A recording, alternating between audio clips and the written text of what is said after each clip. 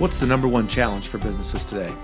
Workforce development, attracting, recruiting, and retaining people.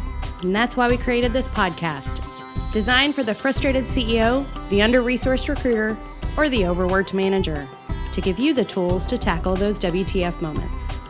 It's time to open another workforce therapy file.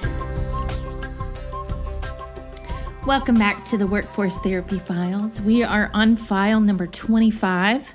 My name is Molly Ricketts, and I'm here with my two good friends, Jason and Jamie. We're going to talk about layups. Now, the reason that I am going to enjoy this episode is because it's the positive, it's the good stuff, it's the bright side of what we talked about in file number 24, which is layoffs, downsizing, how to do what that looks like, just making the thing happen, right? But from a layup perspective, what does that mean? How can we do that? Yeah. So when you're separating with dignity, when you are that organization that has given someone the transparent conversation of why it's happening, what it looks like, the severance package, all the things, there's still more that could be done. And what we mean by that is if you know that this is going to be happening, reaching out to different organizations in your community, maybe even other companies that you know that are really hiring, that are looking for good talent people, that's when those conversations can start to happen, and bringing them in to ease that transition from layoff, downsizing to getting new employment that is just as beneficial as the role that they're in. So we're going to talk about that today on Workforce Therapy File number 25, layups. Mm-hmm. Yeah. Think of it as the proverbial when one door closes, another one opens. Or what is it that we said? Their loss is your gain. Absolutely. That's what we want to talk through and how we can make it happen when you're thinking about going through the layoffs and just the whole plan. Workforce planning. Can we all get on board with that? Yeah. Absolutely. I think if you were to revisit some of the topics that we have in our previous episodes, and specifically File 24, we talk about getting ready for a layoff. Today is talking about thinking beyond that decision. So, you have this really unfortunate news that you're going to share. And if you don't go a step further and think about how beneficial it is for everyone involved, if you don't also plan for how do I help the people impacted land on their feet well, if you don't take the time and think about that, it's incredibly short-sighted. Your company has a bottom line benefit for individuals being able to land on their feet well. You have lowered unemployment. You have lowered likelihood of claims, other claims like claims of litigation or unfair treatment or things like that, when you take time to extend that care and consideration to what happens once somebody leaves. So we've seen some examples of that, right? Yeah. Jason, what are some things that you guys have worked with some of your clients around this space? Well, I think there's passive and active things that an employer can do. So if you are the one laying off, there are passive things like writing letters of recommendation and, things like that. But the more active things you can do is you can activate your regional workforce team. You can activate your unemployment office, as we talked about in the previous episode. You can activate your marketing team. If you're an employer who sees someone who has laid people off. So if you see that a similar organization has laid people off, they may welcome you in the door to help their team get rehired or find employment. Yeah. So when you see that happen, a natural first step would be to reach out directly to their HR team and talk to them about how you can, are there ways I can be on site to talk to your people? I'm not talking about a job fair necessarily, but you could get up in front of the audience who is being laid off and say, we are a similar type organization. We have the same products or services. It's a similar environment. Here are 12 open roles we have, which might fit some of you. And then walk them through the job descriptions. Tell them exactly what those things are. Have your marketing team activate them to build slide decks and materials, easy ways, QR codes, easy ways these people can apply for these positions. It might be your way in to get those empty roles filled quickly with people who already know how to do the job, or most of it, at least have some of the skill sets that you need. So that's one way to do it. I think that is probably it's harder. It's hard to reach out to someone during that time and say, "Hey, competitor, I know you're laying people That's off. right. Can Yeah. I get in there and snatch up hard. some of this talent?" But if it's approached well, Yes. I think they'll take it well. There's also some things if you're an outside employer and you activate and you see that someone else is laying off, you can activate your marketing team to do things like geofencing. You could geofence the facility, and geofencing is essentially, if you imagine a map and you were to draw a circle around the building, ads can be served if if a person is using their device in or around that property, the parking lot, even that part of town. You could do a geo-targeting to a city if there was a major employer laying people off. You can target those people with specific ads. So ads for your open roles. There's LinkedIn targeting. LinkedIn doesn't allow it for every employer, but some of the larger employers, you can target their employees. So, and then you can also layer in geo and other things that will allow you to kind of hyper target these. So if they don't let you in the door, you can still target these people.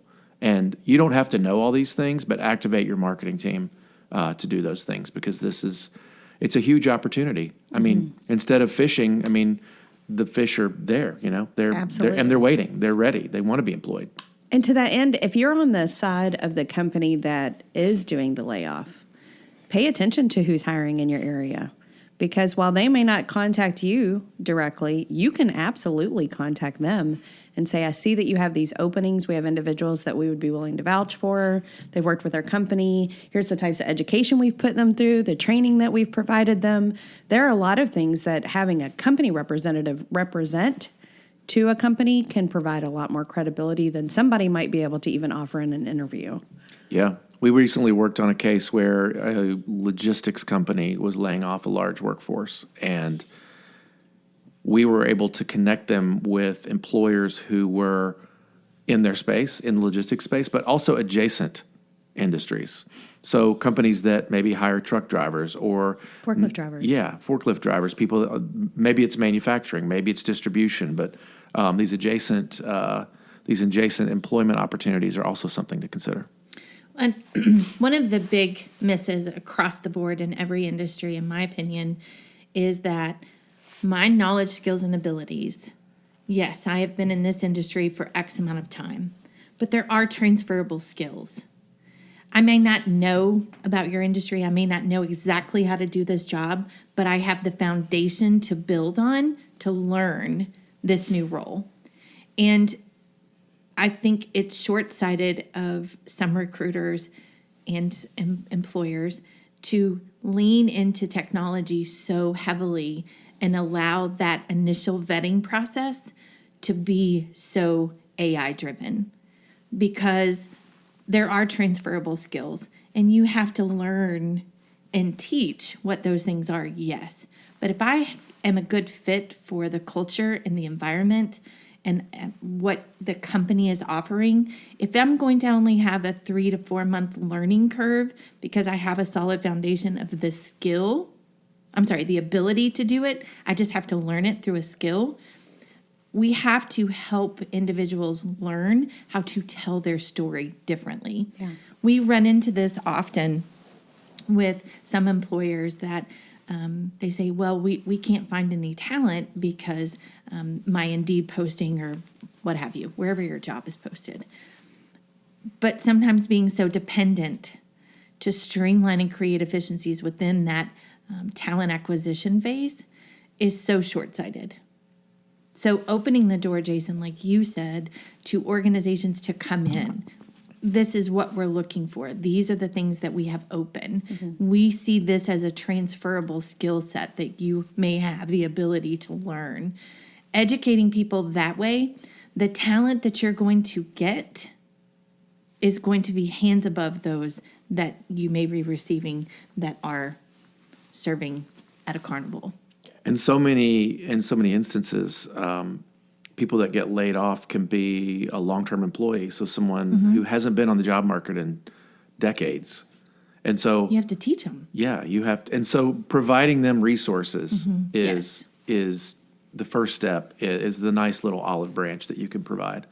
And I know companies like Parcel and Incipio Works do that kind of thing. So you can have someone like that on site to say, this is how we are going to help you build a resume today. We are going to help you apply for positions. Let's make a list of your skill set. Let's make a list of what you can do, what you don't want to do.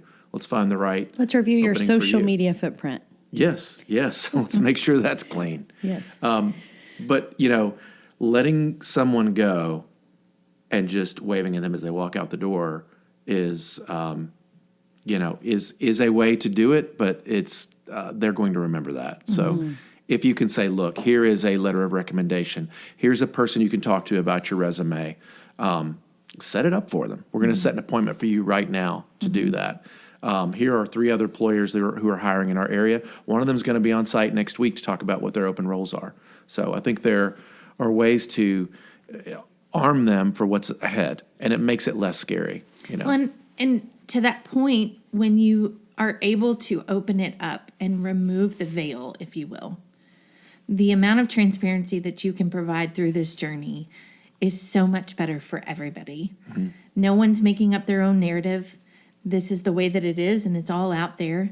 This is what we're doing. And even if you're an organization that you just have to close your doors, your people show up and the signs on the door were closed, you have to be able to understand also that there are, while yes, Incipio and Parcel are 2 organizations that can support companies and the individuals being laid off, there are also state organizations that you can work with.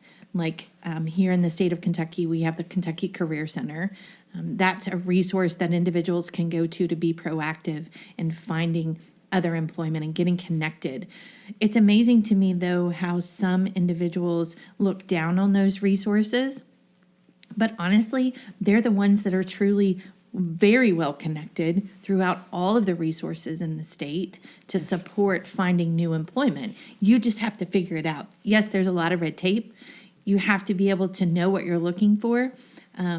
But arming your individuals with a cheat sheet of where do I find my next job, of all of these different websites, even if it's just providing them with that's huge. This is your next step. We can't afford outplacement, but here's some information that could help you along the way. That's right. Here's some companies we know that are hiring. Here's relationships we've cultivated so that you can know how to introduce yourself to that company. That kind of stuff can be really helpful. Absolutely. Yeah. Call Betty at. Yes. They've got jobs open that they're waiting to hear for from help. you. Yeah. Yeah. I think it goes a long way. No, I think everything you can do for them, anything you can do for them is that you can think of is probably appropriate to help them. Not a pizza party. Not a pizza party. Not at all. And I'll tell you, and for individuals, if you are listening to this as an individual and you're impacted by this, Molly mentioned some resources in Kentucky, and I think most states have some kind of career services. But I liken not using those services when you're in these moments to the way that I initially approached Netflix. And this is where I would order 3 movies and then pay the money every month to hold on to those discs that Netflix used to send out. I actually moved twice with Netflix movies, which meant I'm paid a monthly amount for movies I wasn't watching, right?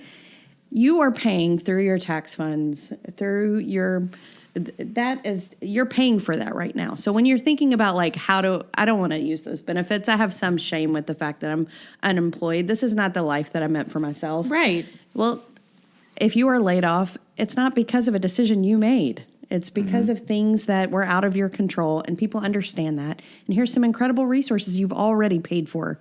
Use those to help yourself get on your feet. Sellers. Yeah. Good Don't point, take the Netflix approach that Jamie took. That's okay? right. Jamie, how much money do you owe? I didn't know. I How paid much- it monthly. I think it was like automatic payment at the time. No, I mean, just how much money do you think you owe Columbia House? Wasn't that why they filed bankruptcy? I would like to send a shout out to my good friend's Kat, who also received Columbia House. If you're listening and you know, because that was some funny stuff. She had a whole Columbia House account set up for her cat. Wow. Nice.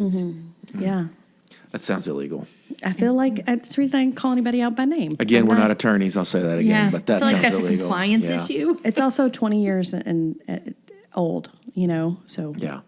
Yeah. Oh my gosh, did I just become an accomplice? I don't know Yes, what yes. happened there. She just put her hand behind Jim, her can we back remove for the that part of cuffs. it?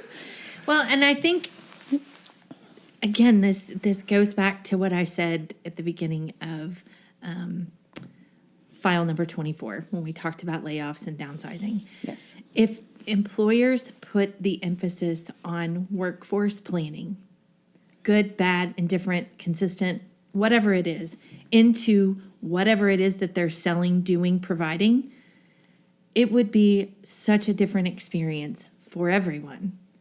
For example, let me give you one, if I may. You may.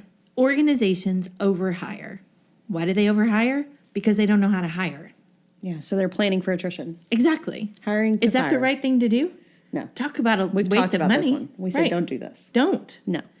No And soft dollars. No soft dollars. Here we go. Don't. I need a t-shirt.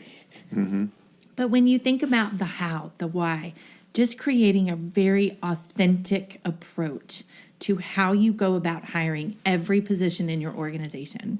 Are you ready to hire this person? When are you going to be ready to hire this person? Why do you need to hire this person?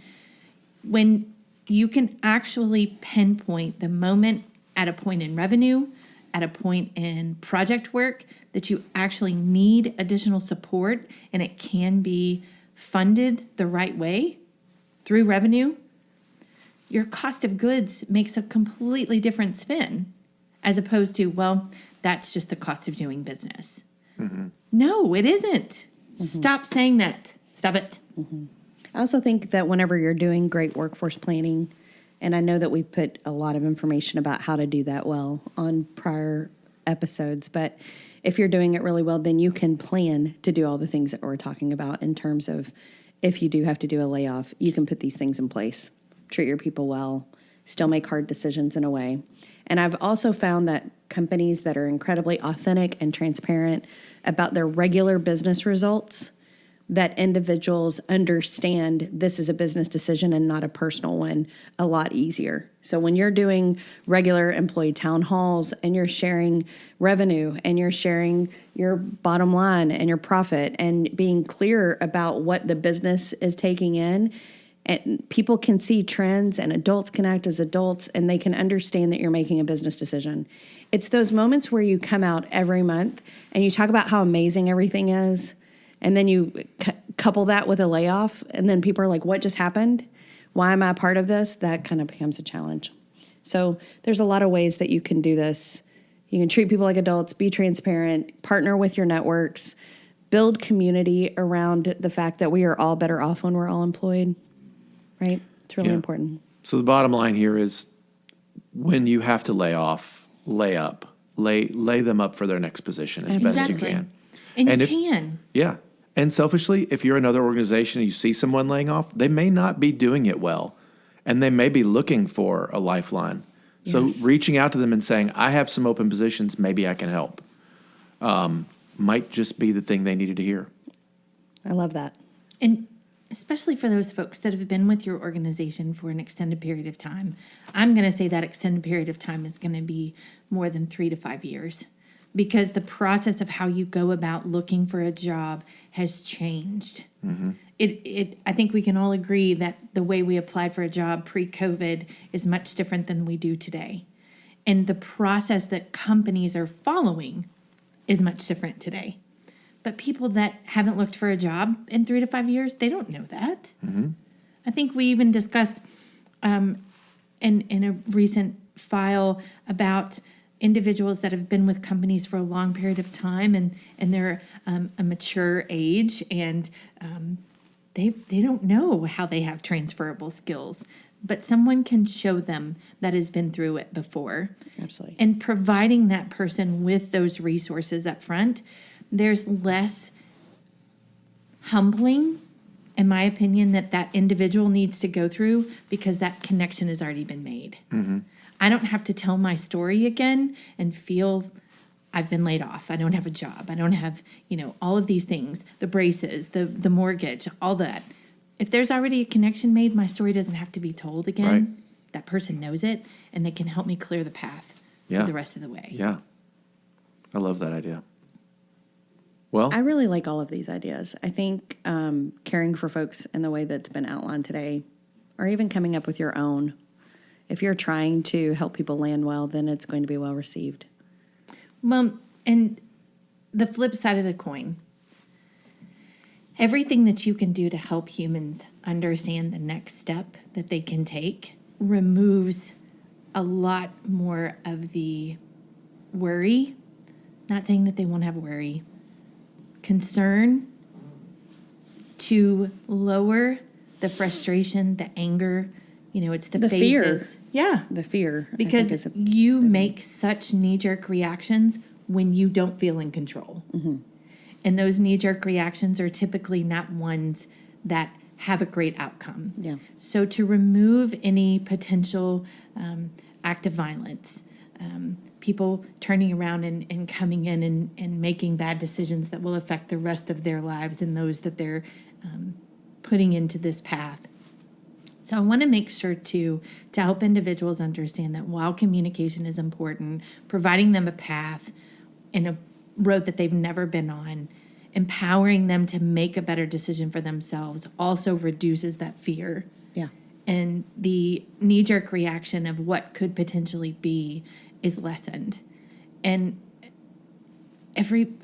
you're human. There are going to be some people that take it to the extreme, 100%. Regardless of what you do, there's still going to be a reaction. Yeah. But if you can limit that, lower those odds, that's the goal. yeah. Don't just lay them off, lay them up. Yes. Be kind. I think we need to coin that phrase. Yeah. Yeah. Don't just lay .com. off, lay up. Yeah. There's going to be somebody that turns that into something weird, but I like it. Well, I think that's a good point to wrap this up. So let's close that file, Jim. Last year, the Workforce Therapy Files team joined the exhibitors at the Kentucky SHRM Conference and recorded several mini episodes to kick off our second season. For season 3, we're going to do the same thing. And this year, Molly and I will be attempting to dethrone Jason because all we've heard for the last year is how he interviewed the most people. So join us August 26th through the 28th at the Central Bank Center in Lexington, Kentucky. Come to booth 113 and ask for Jamie. Or Jason. Thanks for listening to the Workforce Therapy Files. We hope you learned something new, and we're thankful for the time that you spent with us today. If there's a topic you'd like us to discuss, reach out to us. Our contact information's listed in the show notes. Until next time, keep your head up.